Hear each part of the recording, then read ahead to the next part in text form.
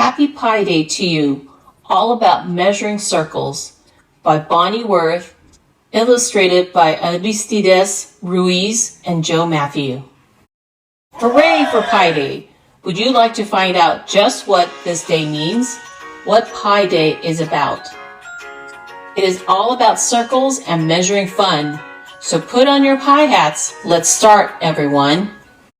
We begin with a circle, the shape of a pie. Look around you and name all the circles you spy. Yes, circles surround us wherever we are, from pennies to pizzas to wheels on a car. Some circles we see look pretty flat,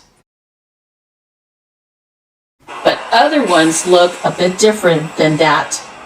You'll find circles in cylinders, like this tube that is blue, and spheres, like this ball, have a circle shape too. To draw a flat circle, one of my best tricks, all you need is some string and a couple of sticks. Tie the string to 2 sticks. Now plant one in the ground. Use the other to poke lots of dots all around. A circle's a shape made of dot after dot, equal distance away from one middle spot. Link the dots and you'll get a word of great size. Say circumference. It may take a few tries. Cut the circle in half with a single straight line. That line is called diameter. Can you draw one like mine? The length of the string there beneath Sally's hand measures half the diameter. Do you understand? We call this length radius. Mark it with a little r. Are you getting all this? Are you with me so far? Now take the circumference, let's call it capital C, and divide it by diameter, which we'll call lowercase d. How do we divide? You're a smart one to ask. I have a new trick that will help you with the task. Take a tube made of cardboard just like this one, and then a wide piece of ribbon and your marking pen. Wrap the ribbon round the tube and mark the length with the capital C. Then lay it across the top and mark the length with a lowercase d. Measure out 3 lowercase d lengths, and then you will see 3 folds of lowercase d lengths plus a bit more equals capital C. No matter what size your tube is, I'll bet you 3 lengths plus a bit more is the answer you'll get. Capital C divided by lowercase d equals 3 whole times plus. That's division for you. You can take it from us. That number that is a bit more than 3 is long. So we give it a short name, you see. We call it pi.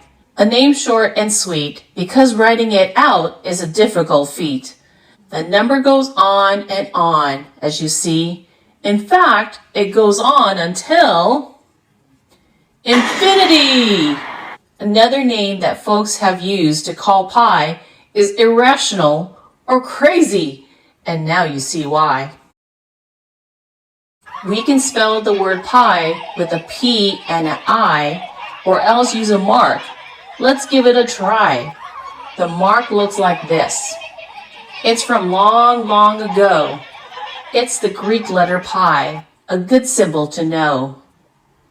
Symbols are marks that you see all around that stand for a thing or an action or sound. Capital C divided by lowercase d is a theorem, we say. What's that, you ask? I'll explain it if I may. Theorem's a word that smart people like you can use to describe an idea that is true. Capital C divided by lowercase d equals pi, as you see. Forever and always, this always will be. On Pi Day, it is a good bit of fun to honor Pi pioneers and all that they have done.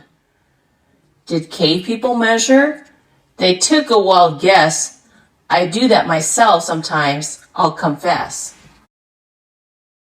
When people began to build and to trade, universal measurements had to be made. A universal measurement, as I understand, is one that is shared throughout the land. Egyptians measured with cubits, a unit that goes from middle fingertips to the crease of elbows. But since arm lengths differed, they learned the new trick of making a universal measuring stick. Using pi to measure, they built pyramids for tombs with secret passageways and underground rooms. In 250 BC, a Greek good at math put on his pi hat and went down the pi path. Ancient Greeks loved their circles. Using pi, they built lots of arches and arenas in big public spots. It's people like these who gave pi its start. They've helped us to be so much smarter than smart. We're feeling so smart and so happy, I'll say to one and to all, have a happy Pi Day. Happy Pi Day to you. The end. Goodbye. We'll see you at the next math story.